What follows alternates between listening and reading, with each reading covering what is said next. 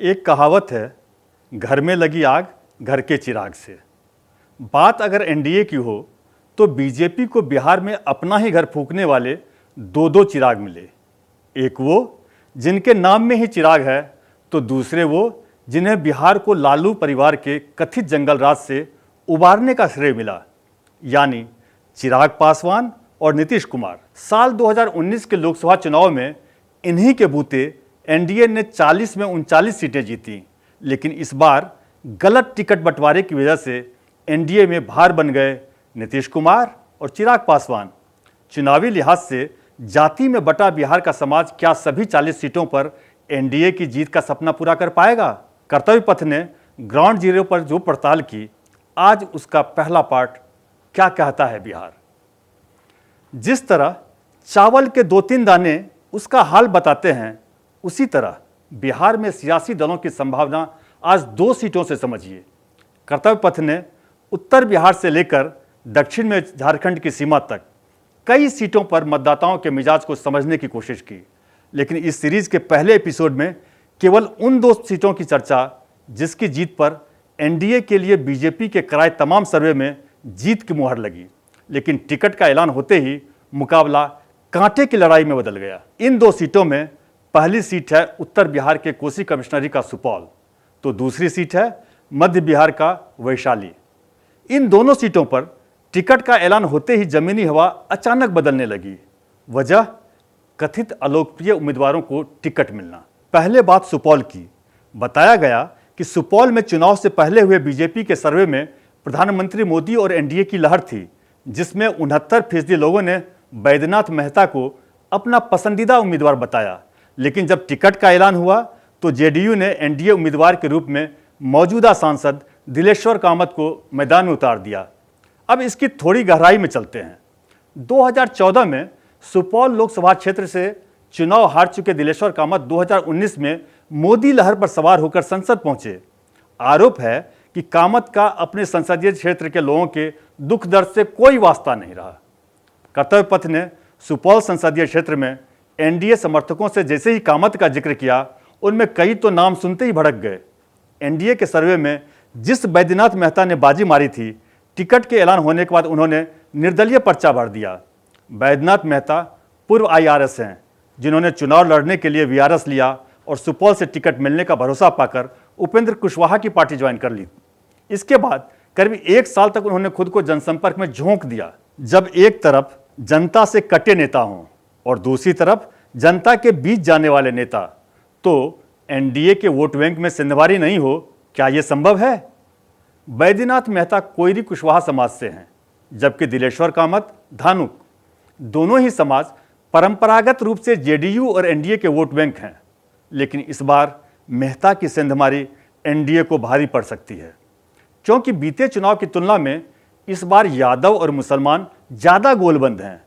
सुपौल में 20% यादव और 16% मुस्लिम मतदाताओं की गोलबंदी अकेले 36% के आंकड़े को छूती है। सहनी समाज के 4% वोट अगर मिले तो इंडिया अलायंस के चंद्रहास चौपाल एक मुश्त 40% वोट पाकर बम बम होंगे, लेकिन चंद्रहास के साथ एक मुश्किल है। सिंहेश्वर से विधायक चंद्रहास चौपाल इलाके में उतने ही अलोकप्रिय बताए गए जितने कामत, यानी नेतागिरी के इस हमाम में कामत और चौपाल भाई भाई निकले।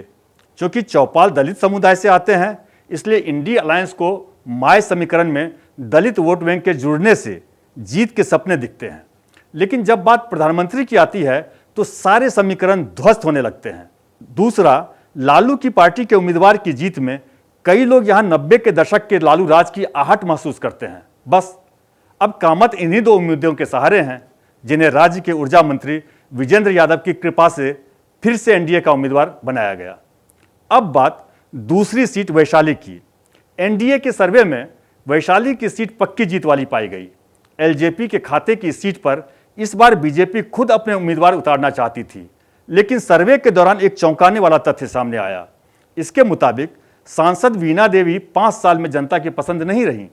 बताया गया कि सहरसा के एक कारोबारी संजय कुमार सिंह ने मेहनत कर यहां अपनी सियासी जमीन तैयार कर ली। सर्वे के नतीजे आने के बाद बीजेपी के कुछ बड़े नेताओं ने संजय कुमार सिंह के बारे में जानकारी जुटाई और एलजेपी को वैशाली सीट देने पर सहमति बनी। भले ही बीजेपी ने टिकट बंटवारे को लेकर चिराग के फैसले में दखल नहीं दिया, लेकिन वैशाली को लेकर बीजेपी संगठन की नज़र आखिर तक चिराग पर लगी रही। लेकिन चिराग पासवान ने जब वैशाली से अपने उम्मीदवार के नाम का ऐलान किया तो वही हुआ जिसका अंदेशा बीजेपी को भी था।